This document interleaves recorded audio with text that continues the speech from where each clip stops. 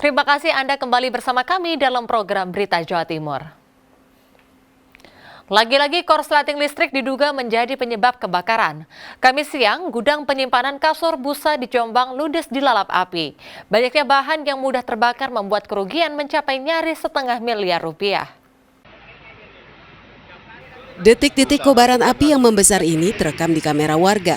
Mereka kaget melihat gudang produksi kasur busa di Desa Watu Galuh, Kecamatan Diwe, Jombang ini tiba-tiba terbakar.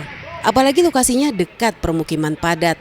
Pemadam terus berjibaku, meskipun sempat kewalahan karena api terus membesar hingga menyambar atap yang terbuat dari rangka baja.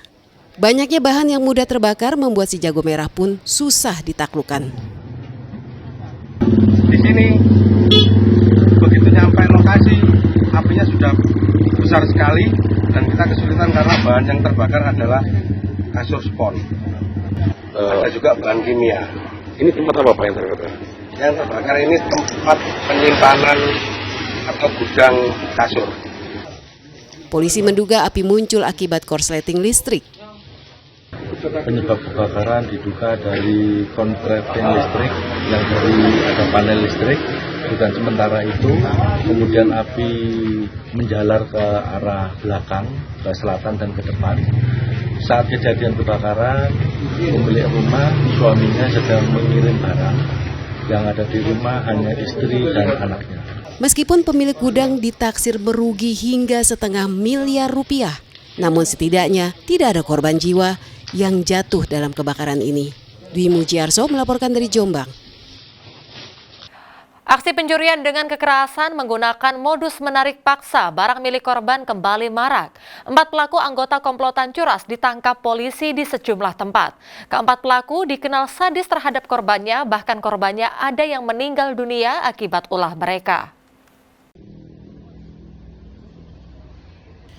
Upaya menangkap pelaku pencurian dengan kekerasan di jalanan yang meresahkan masyarakat terus dilakukan petugas Satreskrim Polresta Sidoarjo. Dalam waktu 2 kali 24 jam, 4 pelaku anggota komplotan curas dengan modus jambret ditangkap di sejumlah tempat berbeda. Dari 4 pelaku masing-masing DI, MI, AG, MF, dan DY. Salah satu terpaksa ditembak kakinya karena berusaha menyerang petugas saat hendak ditangkap. Keempat pelaku yang semuanya merupakan residivis kasus yang sama ini dinilai tega dan nekat terhadap korbannya. Bahkan salah satu korban kebrutalan komplotan begal jalanan ini meninggal dunia karena terjatuh saat dirampas tasnya di kawasan Jalan Pahlawan Sidoarjo. Selain menangkap keempat pelaku, polisi juga mengamankan sejumlah barang bukti berupa sejumlah uang tunai hasil kejahatan dan sejumlah motor yang digunakan para pelaku sebagai alat kejahatan. Dari kronologi ini beberapa kali juga pelaku menyampaikan bahwa cara melakukannya atau bertindaknya seperti itu. Jadi memepet, kemudian menarik, dan korban terjatuh.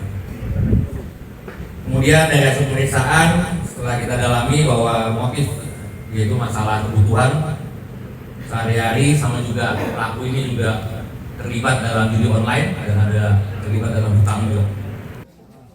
Untuk kepentingan pemeriksaan lebih lanjut, para pelaku ditahan di sel Polresta Sidoarjo. Saat ini petugas masih melakukan pengembangan kasus karena diduga masih ada pelaku lain yang ikut membantu 4 tersangka ini. Zainul Fajar melaporkan dari Sidoarjo.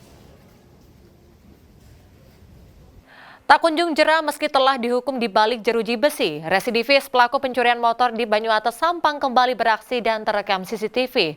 Berbekal keterangan saksi dan rekaman kejahatannya, polisi melumpuhkan tersangka yang mencoba kabur saat digerebek.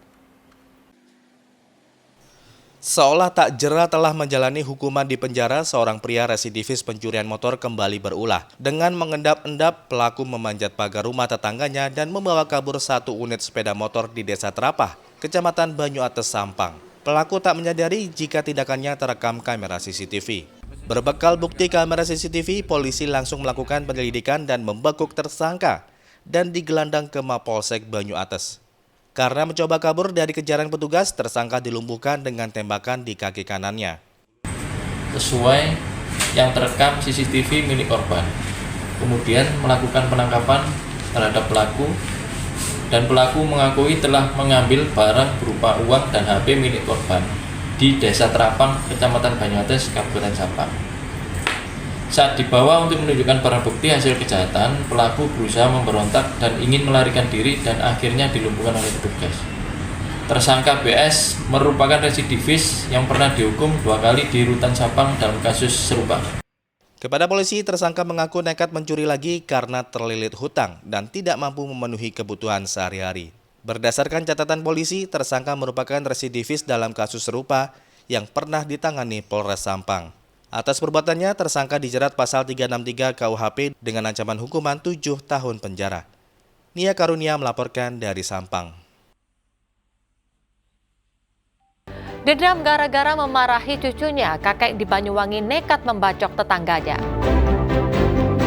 Informasi selengkapnya usai jeda pariwara berikut ini. Tetaplah bersama kami.